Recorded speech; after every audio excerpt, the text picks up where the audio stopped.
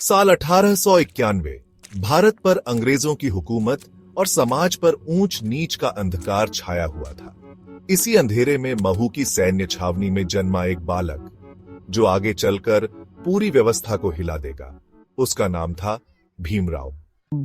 इसका नाम मैं भीमराव रखूंगी। मेरे पिताजी का नाम था भीमराव, पर ये हमारा भाग्य बदलेगा।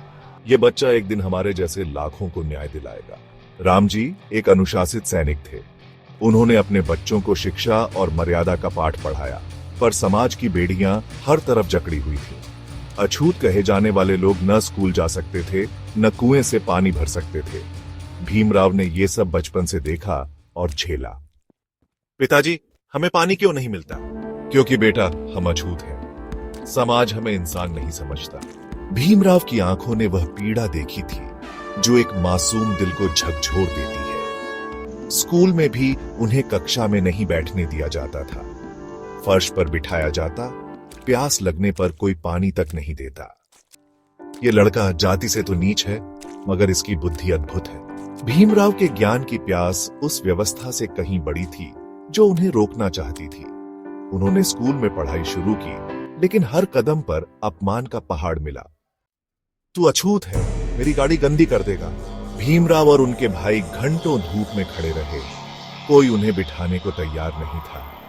एक मासूम बच्चा जिसने किसी का कुछ नहीं बिगाड़ा, सिर्फ इसलिए तिरस्कृत हुआ क्योंकि उसका जन्म नीची जाति में हुआ था।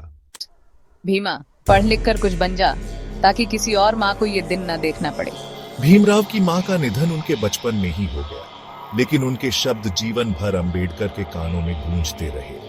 यह वह चिंगारी थी जिसने उनके अंदर समाज सुधारक की आत्मा जगा दी। This boy will go far. He is a genius.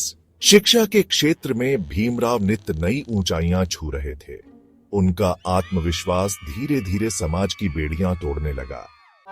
Bhimrao को समझ आने लगा था कि धर्म भी उनके लिए दरवाजा नहीं, दीवार था। वे तथागत बुद्ध की शिक्षाओं से प्रभावित होने लगे, जहां न कोई जाति थी, न ऊंच नीच। भीमराव अंबेडकर का जन्म एक आम घर में हुआ था, लेकिन उनका उद्देश्य असाधारण था। उन्होंने बचपन में ही समझ लिया था, अगर व्यवस्था को बदलना है तो पहले खुद को बदलना होगा। और यहीं से शुरू हुआ एक क्रांति का सफर।